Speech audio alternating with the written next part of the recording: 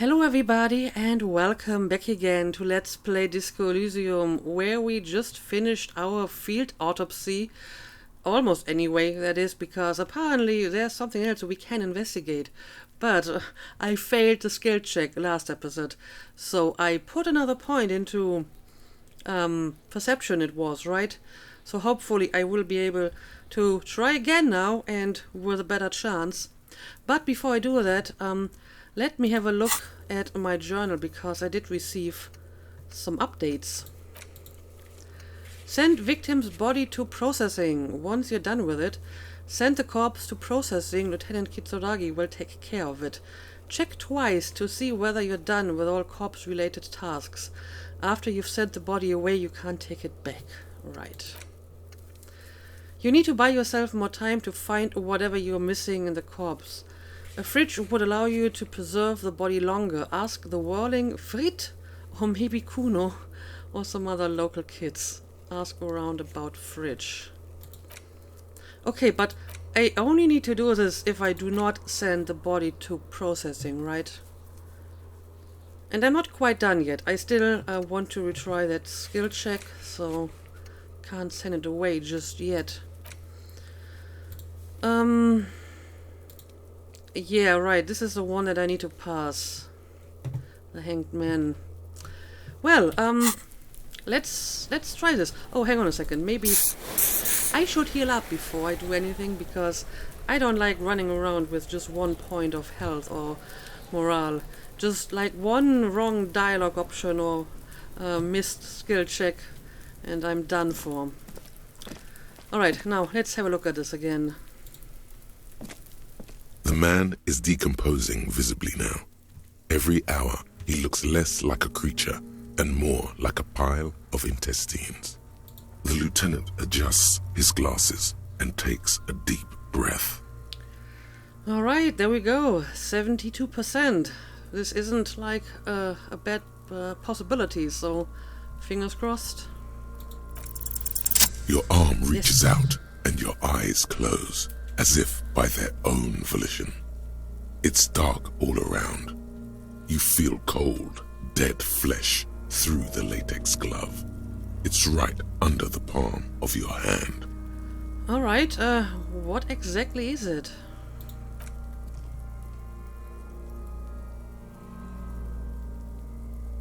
His face, his cheeks, his nose, his fat, swollen lips. Like a rubber spider, your gloved hand crawls on his features. Everything is silent, all around. Crawl up his nostrils, put your fingers in his mouth, squeeze his nose. Do I really have to? Okay, sure, we already looked at the mouth, so I guess I'm going to try the nostrils now. They are swollen shut. You need to really push to get in. Really? Really? Okay, push your fingers in his nose. Only the little one fits. The flesh changes shape as you bore in, searching for something in the cartilage. The fuck is he doing? You hear a voice squeak. It sounds very far away. I honestly don't know what I'm doing. I hope to find something. I mean, there's gotta be something, right? Why else would there be a skill check? I would be so mad if I just like invested a point in perception and now it led me into a dead end. The thing you're looking for, it's not there. Crawl out, spider. Alright, well, let's have another look at the mouth.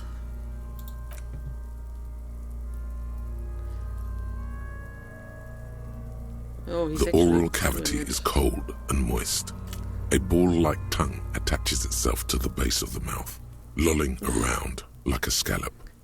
Play with it. It feels right. How can this feel right? Open your eyes and look. No, touch something else. Well, I don't know. I made it this far. I guess I have to go through with it now. So, play with it and see if you can find anything. The tongue moves freely in the cavity. The mucus of the mouth is slippery, fragile, even through the latex. From the soft meat, teeth are budding. Hard pearls of bone in the gums and in the back of the mouth. Yes?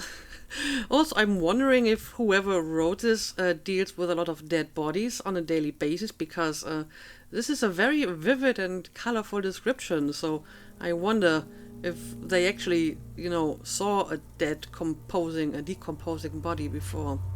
Anyway, let's see what's in the back of the mouth. Can you feel it?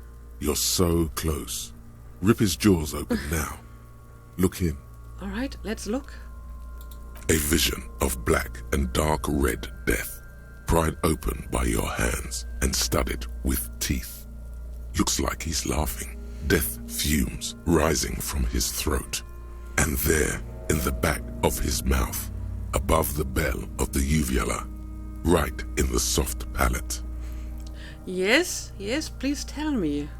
You see a hole, barely visible to the human eye. It is swollen shut, almost vanished. No larger than 0.4 centimeters in radius, the edges appear darkened. Alright, that's not supposed to be there, I'm pretty sure. An abrasion collar. This is what we're after. What is an abrasion collar? Well, whatever it is apparently a good find. Fuck yeah. Keep going. Okay, apparently Kim is impressed. Kuno nods too. He takes a step closer. What are you doing? Mind your own business. This is not your corpse to investigate. Anyway, touch it with your finger gently. A black trickle of liquid runs into his throat from the wound. I guess I'll put my finger in. Your index fits right in there. A tight tunnel of flesh opens up. Tissue damage. Wide enough for 2 fingers. As you push both in, you reach through his mouth, right into his brainstem. Okay. The fuck is happening? I have no idea, but clearly, there's like a hole in his mouth reaching to his brain. So yeah, that's definitely not supposed to be there. Ah, shit, see? Brainstem, feel around first, push deeper. Let's feel around first. The basal ganglia feels clumpy. What entered here has torn apart his reptilian complex. This man will never sleep again. Never wake. Thank you, conceptualization, for that realization. Let's push deeper. Your yellow fingers slide into the remains of the limbic system. There is no resistance. It's gelatinous. The slug-like structures are damaged too. The tearing extends deep into both hemispheres. Well, I guess the brain is starting to decompose as well. This is what he used to regulate his emotions with. There's a cavity cut right between the hemispheres. Okay. The lieutenant answers with the sound of his pen on paper. Alright, so he's noting it down. Fucking cavity, see? You are disturbingly fascinated by this, Kuno. Anyway, let's push deeper. Your fingers are all the way in now, reaching toward the inside of his skull. The cavity goes further, but the entry wound isn't wide enough for the rest of your hand to follow. I guess I'll just wriggle in. Your fingers reach toward his skull. His cerebral cortex feels like jelly. Cold jelly. Strange fluid streams down your wrist as you push deeper until you feel it on the tip of your finger. Again, this description is far too vivid for my taste. Ice-cold serrated metal. Its edges cut right through the latex and into your finger. There's something inside. I feel a solid object right under the skull. So it entered through the mouth into the brain. Let's inspect the skull first. There's a tiny crack, a protrusion in the cranium, right in the back of his head. Your finger must be pointing straight at it, from the inside. Okay. The object that is in there stops just short of the skull, in the encephalus, knocking this tiny fracture into the cranium. This is the irregularity you felt before. the one that was too tiny to register consciously. So is it like a bullet that's stuck in his brain? We have the makings of a very small exit wound here. The lieutenant leans closer. Forget about the fucking exit wound, Beano. The pig is wearing him like a fuck puppet. Where do you learn all these words, Kunoez? Seriously. But yeah, there's a solid object right under the skull. Can you get to it? He searches his pockets for something. Well, I probably can get it. That's a pretty high chance. So let's try to fish it out. Yes.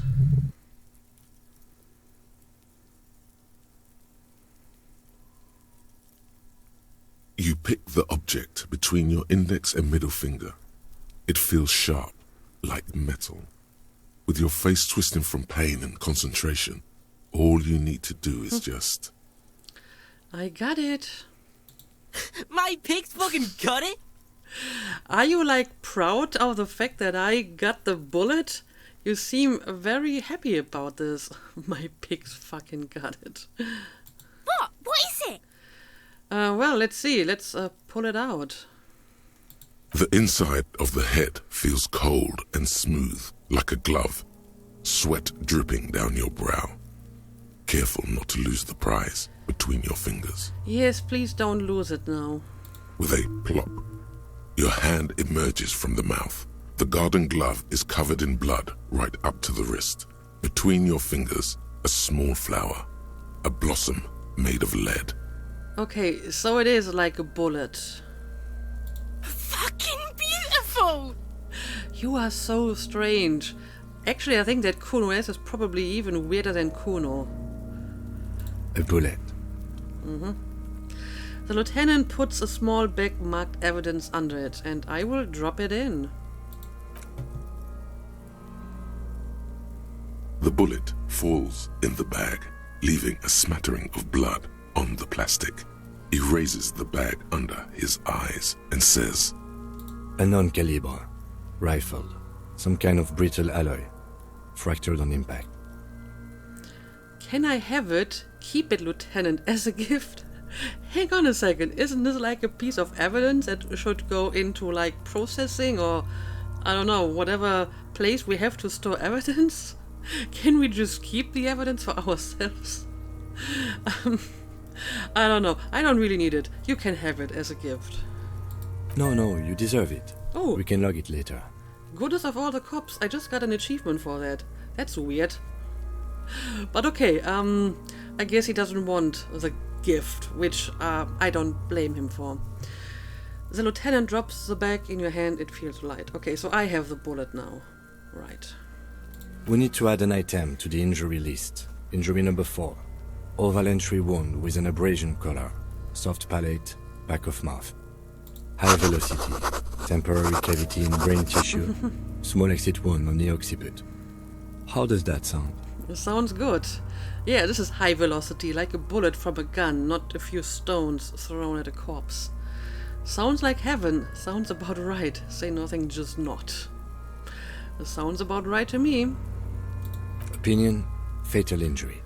Goddamn right, agreed. I'm still not sure. Look at your hands quizzically. I don't know, I feel that a bullet that enters via your mouth into your brain is pretty fatal. So, goddamn right. And one last thing. We can now fill in injury number 3. Ligament mark. Opinion non-fatal. Post-mortem. Treatment. He's proposing the bullet was the real cause of death, and the hanging an attempt to conceal this fact. Treatment, the ligament mark, the fractured hyoid bone, it was all treatment. So all that happened post-mortem. I agree. Yes, and the belt around his neck. The hanging. Even dragging him to the yard. All of it was done after this man was already dead. Dead? Dabba-doop-doop. You think so? Agreed. Aren't we jumping to conclusions? Nope. I think he was already dead. Dabba-doop-doop. Dead. You actually jumped onto my weird joke here, Kim. I don't believe it. So, yeah, I agree. I have had my doubts for a while now, since I saw there were no signs of struggle on his hands, and no claw marks on his neck. Alright. There have been other signs too, small things. We were right not to assign hanging as cause of death, as the perpetrators expected we would. No such luck for them. Well, I don't want to toot my own horn here, but it was mostly me who did that. There is, of course, the very real possibility he was both shot and hanged. Well, I guess so. Maybe they just shot him while they hanged him. I guess that is possible, but I'm not sure if it really matters. Who would do this? Why would anyone do this? I think I need to wash myself. Maybe the bullet holds more answers. Yeah, I don't know. Who would do this? That's for us to find out. But this, it will make finding them just a little easier.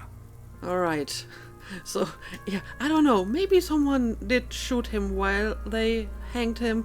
I kinda doubt it, but I guess I should ask anyway. To put him out of his misery? It's possible, but it doesn't explain all the other dubious things here. Lack of struggle, primarily. I may be intellectually sloppy, but I prefer one theory at a time. And this just smacks of treatment to me. Alright, I can go with that. So why would anyone do this?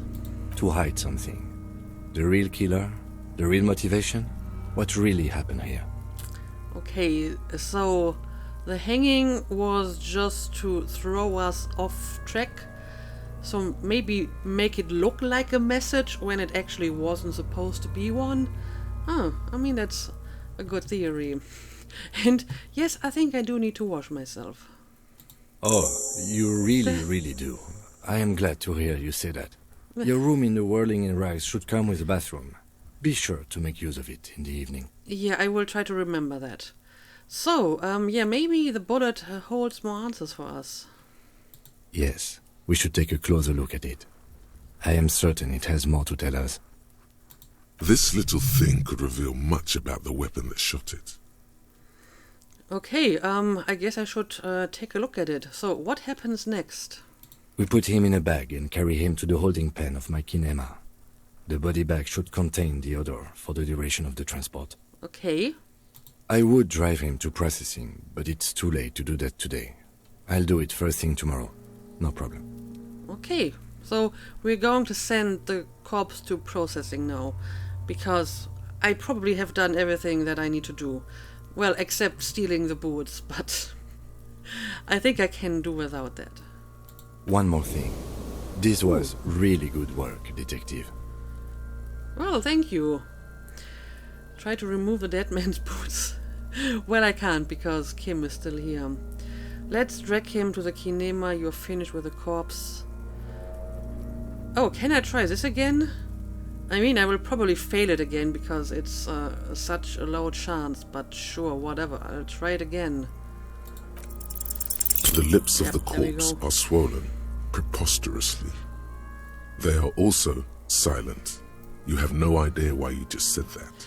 Yeah, in an empire, let's just agree that I don't like you and you don't like me, and I think we'll be fine. Who is he? He is male, 40 to 50, with an athletic build. So, I guess I could keep the body here and maybe try this check later, but honestly, I'm pretty confident that I found out everything that I need to, so let's just get rid of the corpse before it completely decomposes. Alright. Alright. He takes out a shiny black body bag and starts pulling the plastic over the dead man's face.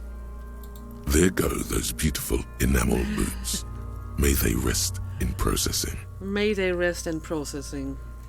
Oh well, in another lifetime. Why is interfacing so interested in that? I will need a little help carrying him. You take the hands, I'll take the legs. Bag the corpse and drag it to the motor carriage. Yes. Alright. Again, I think that was pretty successful. Got some pretty useful information here. And we got rid of the corpse. And we got an autosave, so I don't need to make a quick save here. But we got some new items. Evidence, fractured bullet. Use interact button to inspect the item. Okay, I can take a closer look at this. The bullet mushroomed out on impact. It now looks more like a fanciful jacket button than something that could pierce skin, flesh, and bone. Alright, yeah, it's a little bit deformed. The bullet is safely sealed away in a plastic bag bearing the RCM stamp. Kim has filled out the label on the bag with the item number, case number, and date and location the bullet was found. So, what do I do with you, bullet? What? I wasn't talking to you, Kim. I'm just talking to items sometimes, apparently. I said, what do I do with you, bullet? Well, if I was the bullet, which I'm not, I would say find the weapon that shot me. Good idea, I don't know. Honestly, that sounds like a pretty straightforward idea. If we find who owns it, we will have likely found who used it, possibly to kill our victim. Mm-hmm. In conclusion, the more we know about this bullet of yours, the better. Alright, can we take a closer look at the bullet? Feel the bullet through the bag, inspect the bullet closer. The bullet has nothing more to say. No, let's feel the bullet. The squashed bullet has some sharp edges where the jacket has split open. It feels cold, even through the bag. You wouldn't ordinarily have cause to handle jacketed bullets. The citizens' militia uses cast bullets only. Little pebbles of metal loaded from the muzzle, usually in a cartridge. Well, that's actually some semi-useful information from Encyclopedia for a change. Let's inspect the bullet closer. The jacket of the bullet is made of a yellowish metal. It has blossomed out to reveal a dark grey core. The base of the bullet is close to 5 millimeters in diameter. Okay, let's look at the jacket. You can just about make out a few striations near the base of the bullet. Little hairlines, linear. It feels standard. It feels standard. And what about the core? It's quite destroyed. Some of the fragments are still lodged in the wound. What can you say about the bullet so far? It's apparently a jacketed bullet close to 5 millimeters in diameter. Wow, I actually know this. Yeah, for a change, Encyclopedia actually had some useful information here. A jacketed bullet. Okay. It would have been shot from a military-grade breech-loading rifle, not from a muzzleloader like those typically found on the streets of Martinez. Okay. Highly unusual. The people of Revachol haven't carried breech-loading weapons like this for nearly half a century.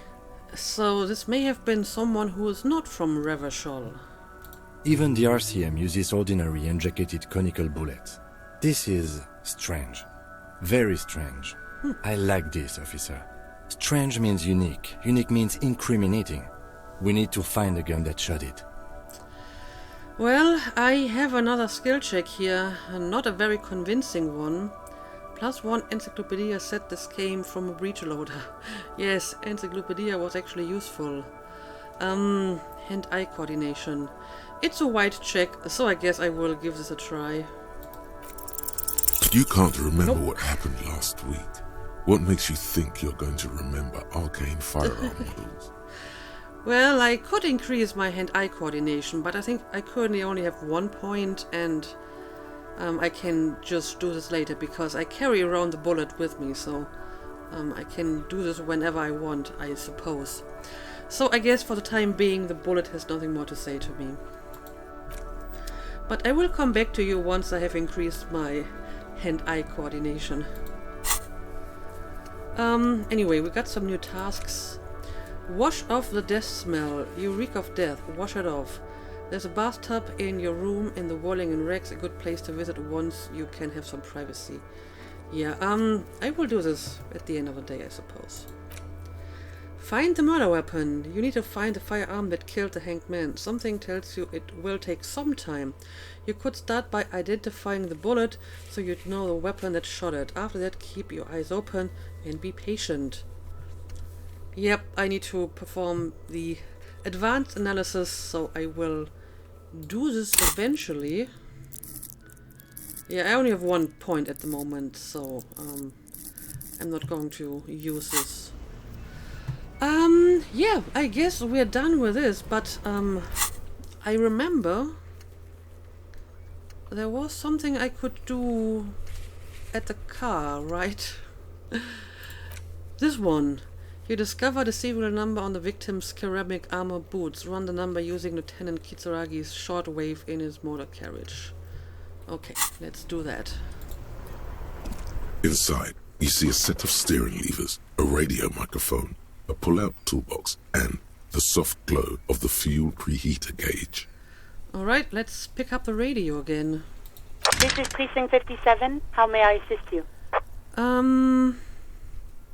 Could you run a serial number for a pair of armored boots for me? Yes, please. Sure, officer. What's the number? And the make of the armor, if you know it. Okay, I have the number and the model of the armor. Got it. I'll contact the ICP database immediately. Call back tomorrow. Hopefully they'll have dug up something useful by then. Okay, so I have to wait until tomorrow until I actually get any results. Okay.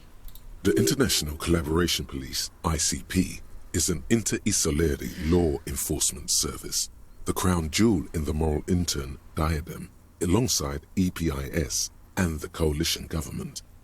Okay, thank you for that information. Yeah, I don't think I need to talk to the precinct or Sylvie at the moment, so I think I'm done. 57th, over and out. Her voice disappears into the void. In the cabin, you see a set of steering levers, a Right, radio I don't on need a any hook. of that. Let's just leave. Okay, that is another task, well, not done, but updated, and I will check back tomorrow. Now we have quite a bit of potential options here, but maybe what I do want to do first is go back into the whirling racks and check out the kitchen. It should be open now, and I wanted to investigate that place anyway. Let's make a save and let's have a look inside here, right? Oh, hang on a second, there's something over here, and apparently we have some new people in this place now. At least I don't remember seeing them before. A bottle of rum has been knocked over. Beautiful dark liquid is spilling out. That sugary black rum stain on the counter makes you teary-eyed with joy. It's almost touching how syrupy and sticky it is. How long have you been up already? An hour, 2 hours, pretty long. It's drink o'clock, not now. It's probably always drink o'clock for Harry. It's probably a bit over 2 hours. I don't remember when I got up, but it was like, I don't know, 9 a.m. maybe? An hour would have been bad. 2 hours is mystical. You have truly wiped out all trace of yourself if you haven't thought about rum and lemonade yet. I've been secretly thinking about it all this time. Actually, should I be thinking about this? Looks like drinking hasn't turned out too well for me. That's the impression that I got. Now that you mention it, I do need a rum and lemonade. I'd love for God to serve me up a beverage. I haven't even paid my last bill. What makes you think I could suddenly pay for a beverage? And yeah, maybe I shouldn't be drinking because it turned me into this over here. Maybe you haven't turned out well for your drinking. Have you thought about that? Get a goddamn rum and lemonade into yourself, boy. Or better yet, lick that stain off the counter. Lick the stain off the counter! Seriously, have some dignity. Lick it, don't lick it, but only a little. No, please, don't lick it. What happened, man? You used to be cool. Go get your boring normal person drink then. I guess this gives me another point for boring cop, huh? Get your drink on and your act together. But they still want me to find some booze and drink it, apparently. I do wonder if that changed my... No, it's still just one boring cop. I thought it would give me like another point in boring cop. I mean, currently I'm 2 points in Superstar Cop. And only 1 point in boring cop, so that's interesting. And sorry cop, 2 points for some reason. But look at my good cop, bad cop points. Where did I get all of these? Huh. Interesting. Anyway, yeah, apparently we have some people here we can talk to. Let's do this. Sleeping dock worker. A man is sleeping at the table wearing mud-caked boots and rolled down overalls. The back of his shirt reads Wild Pines, encircled by a logo with a tree. A colorful piece of plastic is dangling from his carabiner. Makes your fingers itch. A colorful piece of plastic? On the counter, rolled out of his open hand, you see a blister pack of headache medicine. Pick up the pills. Inspect the piece of plastic on his carabiner.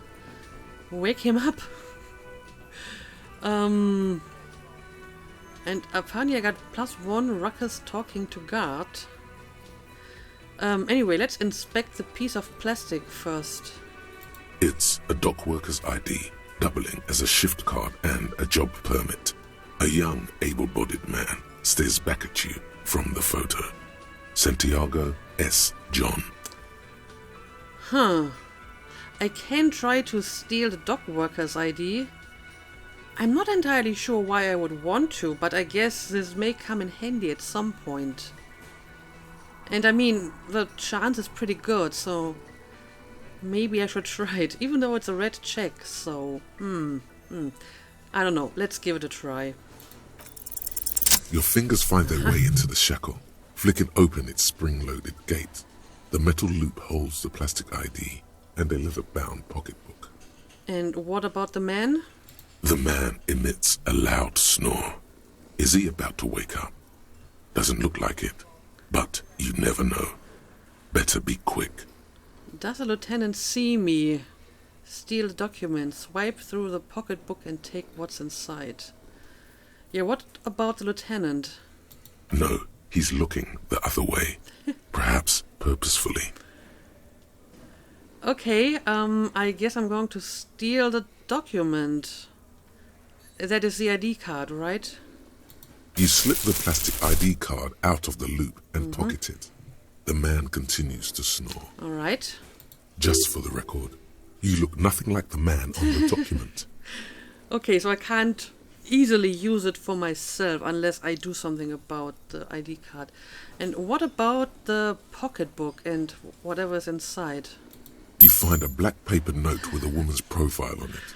Seems like this woman lived centuries ago. The note says 5 real. It feels nice and greasy. Okay, so I just stole his money. I do need some money, but that's still not enough to pay my bill. Yum yum. Money. Think of all the things you can buy with this.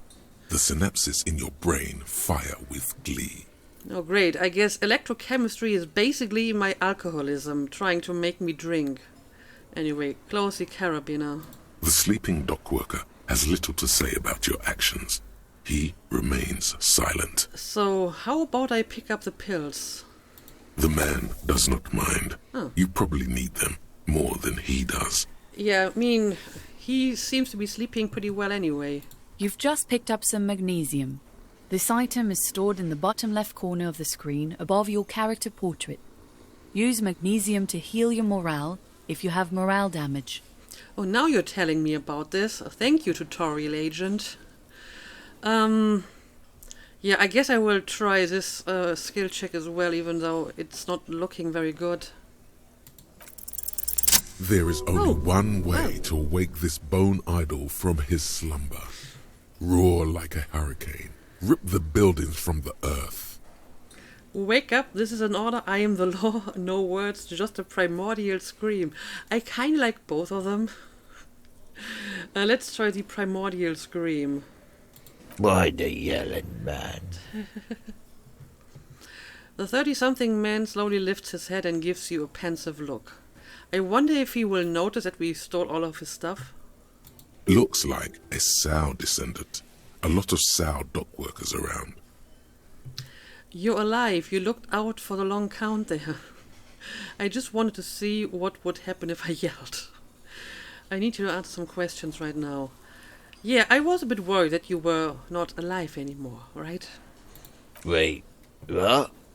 I was just sleeping. What do you want, officer? See anything interesting in your dreams? Tell me about Wild Pines. Point to the writing on his overalls. Why are you sleeping here while the others are out striking? Maybe that's his way of striking. Who's behind the organizing the strike? What about the dead body in the yard? Yours? Point at the bottle and spilled rum. Alright, I'll let you sleep. I mean, some of these questions are interesting. So, seen anything interesting in your dreams? Thank God, no. Was it a fathomless darkness into which we ought to be deferred like corpses to a mausoleum? Was it pure nothing, your consciousness no larger than a single grain of malt? Tell me, was it a bliss free of X something? You're right, let's talk about something else. I mean, these are all kind of similar. They all refer to nothingness, basically. The worker stares at you, his eyes dry from sleep. A web of wrinkles covers his tanned forehead. Yeah, I don't think he has any idea what you're talking about, Harry. I don't know what you're talking about, kind sir. But when I'm out, then I'm really out. No X anything. Just quality time. Alright, fair enough. In that case, tell me about Wild Pines. Point to the writing on his overall. That's the name of my employer. I work in logistics. He doesn't sound too enthusiastic about this. Why is empathy so weird sounding? How is that going? That's wonderful. Yeah, how is that going? How's it going? The dog worker lets out a big yawn and stares at the cafeteria's terrace doors. Some fingerprints glisten on the glass. Haven't you noticed what's going on outside? Of course, it's a total madhouse. I'm not sure what you mean. I've almost never been outside of this building. Actually, I have been. It seems to be a madhouse. Yes, I met some very strange kids and a gardener who might be there to spy on me. Good. Then you understand the gist of it. We would all be better off without the employers and their employment. Okay. For one, I can get some goddamn shut-eye. Right to sleep, I say. I mean, you seem to be doing well in terms of shut-eye already. So why are you sleeping here while the others are out striking? They got it. Majorette's got it. He's guarding the gate. I'm just getting some sleep. Or was. Okay, I'm kind of sorry that I woke you, actually. So who's behind organizing the strike? That might actually be useful information. We are. The workers. The union. We know what we need. What's right for us. You mean there's no leader? Huh, alright, I guess that makes sense somehow. But yeah, don't you have like a union leader? Okay.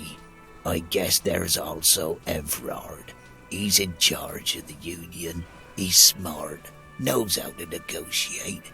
He's got our back. Yeah, I think we heard about him before in one of our tasks. Anyway, can you tell me anything about the dead body? Yeah, what about it? You seem cool with it. Do you have many of those hanging from trees here? I'm just trying to find out what you know about it. Yeah, you don't really seem to care, huh?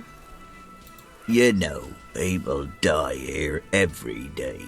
Someone's found in a ditch, another one falls in a manhole, a third one gets eaten by stray dogs.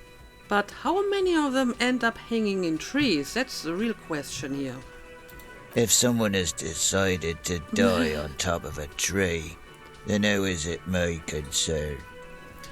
Someone has to look into it. Looks like I'm that someone. Tell me what you know. Well, little point asking about the body then. I got other questions. Yeah, but I have to look into it, so tell me what you know. I can tell you this. Trouble's ahead. Alright, what kind of trouble? You heard what I said. Draw your own conclusions. That's all I know, and I prefer to keep it this way. Yeah, I'm not really getting much out of him, huh? The lieutenant gives you a little nod, then makes a note in his blue notebook. But apparently Kim thinks that there was something useful in here. So is this bottle of rum yours? Indeed. Help yourself to some. Wait. No. Oh, it's empty. Sorry about that, pal. Yeah, that's probably for the better. But yeah, I guess that's all I can ask, so I'll just I'll let you sleep. The dock worker doesn't answer. His head is already back down on the table, in sweet sleep. Alright, good night then, I suppose. Okay, is there anything else? I mean, we have this guy over here. Oh, but it's all about money, you know. I can't talk to him, it would seem. Also, it just occurred to me, I think we told God we would return the key, so maybe we should do that. Can I help you? Yeah, here's your trash container key.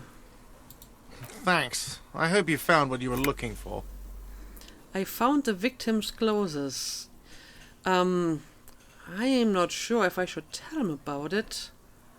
Then again, what could possibly go wrong? How strange. I certainly didn't put them there. But I mean, whoever put them there had a key, right?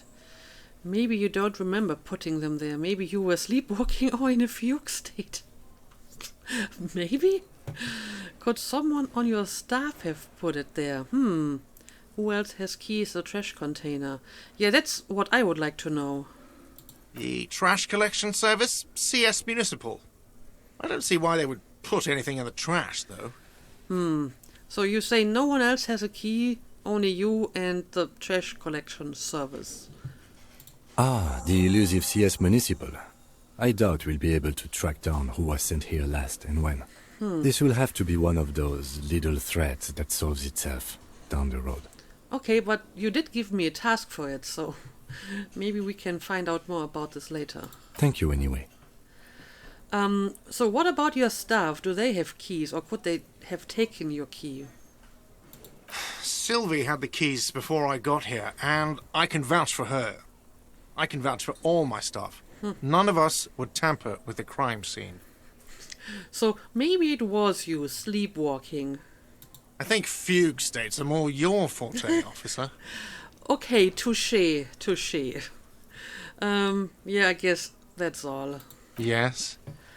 So about the money I owe. Yeah, I still don't have enough. Not even close. And I'm not sure if I should really drink. Maybe in the evening, once we're done with this investigation for today. Okay, but as we can see, the kitchen is actually open for business now. Of course, now the episode is already getting kind of long, so I guess I won't be investigating the kitchen in greater detail today. The dishes are drying, the smell of chemicals and pine trees. Okay. Well, I guess the chef. What do we got over here? Ooh, more money. An aroma of spices, alcohol and tomato hangs in the air. I mean, I'm starting to collect a bit of money, but still not enough for my bill, right? And this is a dock worker shift card, a standard issue dock worker shift card, doubling as a worker's permit. The bottom left corner holds a picture of the man this item used to belong to. The two of you look nothing alike, just so you'd know. Okay, so I couldn't just use this to get into the dock because people will notice, of course. The victim's clothes were in a trash container out back, neatly folded. Who could have put them there and why only the warning staff was supposed to have the key? And maybe the trash collectors, right? Find booze and drink it. The hangover feels really bad. You have to take the edge off. Find a bottle of alcohol and put it in your hand. Equip it in the health slot in your inventory, and the magic will happen by its own. The magic, you say, huh? I'm skeptical, but yeah, I have some money now, so I can maybe buy a drink. I'm not sure how much it will cost. Either way, the episode is getting long enough, so let's make a cut here, and we will continue to investigate the kitchen and talk to the cook over here in the next one. So as always, thank you for watching, and see you again next time.